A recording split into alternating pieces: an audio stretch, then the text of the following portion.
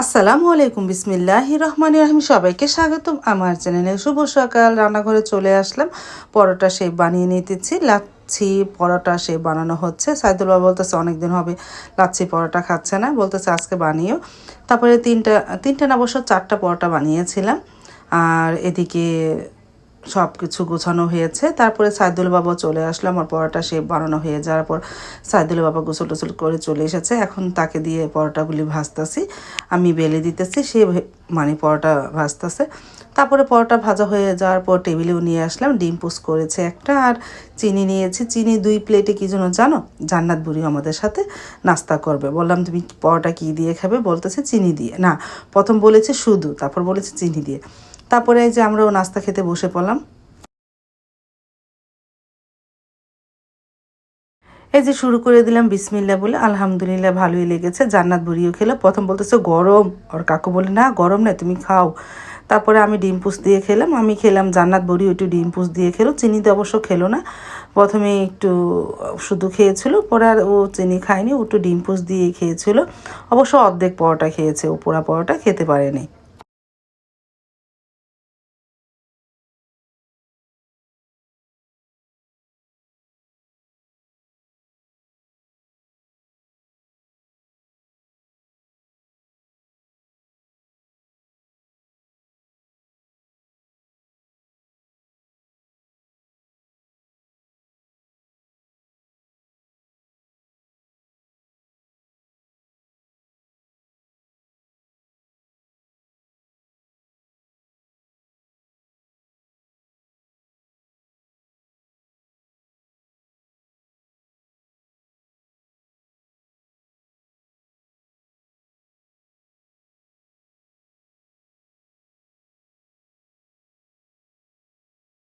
পরোটা তো খাওয়া শেষ, একটু চা খাওয়া এখন চলে, কারণ শীতের দিন সকালে একটু চা হলে ভালোই হয়।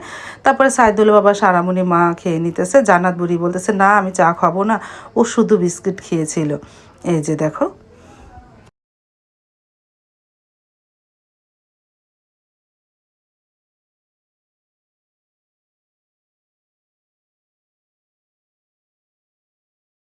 নাস্তা খাওয়া হয়ে যাওয়ার পর তো অনেক কিছু জমে, সেগুলো সব ধোয়া পাকলি করবো। ভাবি সকালে ধুয়ে দিয়ে গেছে, এগুলো গুছাবো।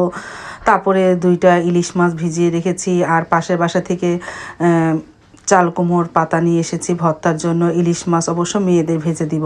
আজকে ডালে চালে খিচুড়ি আর ভর্তা বানাবো, এই দুপুরের মেনু। তারপরে যে বেগুন কিনে আনলাম, পটল কিনে আনলাম, ধনেপাতা কিনে আনলাম, এগুলি দিয়ে এখন আমি ভর্তাগুলো আস্তে আস্তে টেলে নিই। আর প্রেসার কুকারে আলুটা সিদ্ধ দিয়েছি। তারপরে তো এদিকে পেঁয়াজ, পটল, রসুন, কাঁচামরিচ দিয়ে পটল দিয়ে চাপা ভর্তা বানাবো। বেগুনটাও পোড়া হয়ে গেছে, বেগুন ভর্তা। আর এই যে পাতা ভর্তার সাথে ধনেপাতা আছে, তারপরে সিম আছে, কাঁচামরিচ দিয়ে পাতা ভর্তাটা বানাবো একটু ঝাল ঝাল করে। আর প্রেসার কুকারে রান্না করব খিচুড়িটা, আলুটা সিদ্ধ হোক। তারপরে তো সব কিছু আস্তে আস্তে টালা হয়ে যাওয়ার পর আমি এই যে মেখে ঝুঁকে প্রেশার কুকারে খিচুড়িটা বসিয়ে দিতেছি। সাথে ইলিশ মাছের মাথাও দিয়েছি, আর ধনেপাতা দিয়েছি, মুগ ডাল, মসুরি ডাল দিয়েছি। এই দিয়ে খিচুড়িটা মেখে ঝুঁকে বসিয়ে দিলাম। আর এই চুলায় পটল দিয়ে চাপা ভর্তাটা টেলে নিয়েছি, মানে চাপাটা টেলে নিয়েছি। আস্তে আস্তে ভর্তাগুলি বানাই। তারপরে তো খিচুড়িটা চুলায় বসিয়ে দিলাম। এখন প্রেশার কুকারে ঢাকনাটা লাগিয়ে দিই, পরিমাণ মতন পানি দিয়ে চুলায় বসিয়ে দিলাম।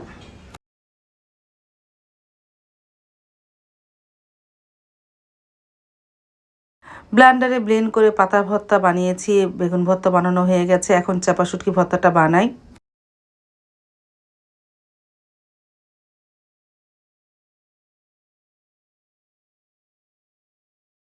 তারপরে চাপা শুটকি ভর্তা, আলু ভর্তা, সব ভর্তাই বানানো হয়ে গেছে। মানে সাবা বলতেছে আমু আমার জন্য একটু কালিজিরা ভর্তা বানাও। আমি মনে করলাম একটু বানাই, আর সাথে একটু ধনেপাতা ভর্তা বানাবো না। প্রথমে কালিজিরা ভর্তাটা বানালাম শিলপাটায় বেটে।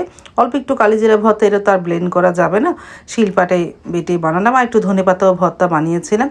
আর দুধওয়ালা ভাই দুধ দিয়ে গেলো, অনেকদিন হবে দুধ দেওয়া হয় না।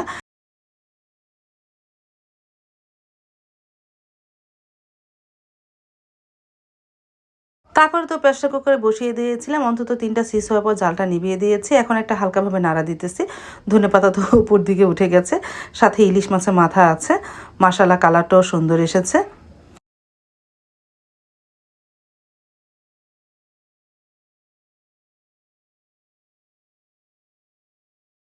সাইদুল বাবা চলে আসলো নামাজ পড়ে, খাবারের টেবিলে খাবারটা নিয়েও আসলাম। ধনেপাতা ভর্তা, কালিজিরা ভর্তা, চাপা ভর্তা, বেগুন ভর্তা, পাতা ভর্তা, আলু ভর্তা, এই দিয়ে দুপুরের খাবার খিচুড়ির সাথে। এই যে আমিও নিয়ে নিলাম খিচুড়ি, বিসমিল্লাহ বলে শুরু করলাম। আলহামদুলিল্লাহ অনেক ভালো হয়েছিল, অনেক মজা লেগেছে, খেয়েছিও মাশাআল্লাহ।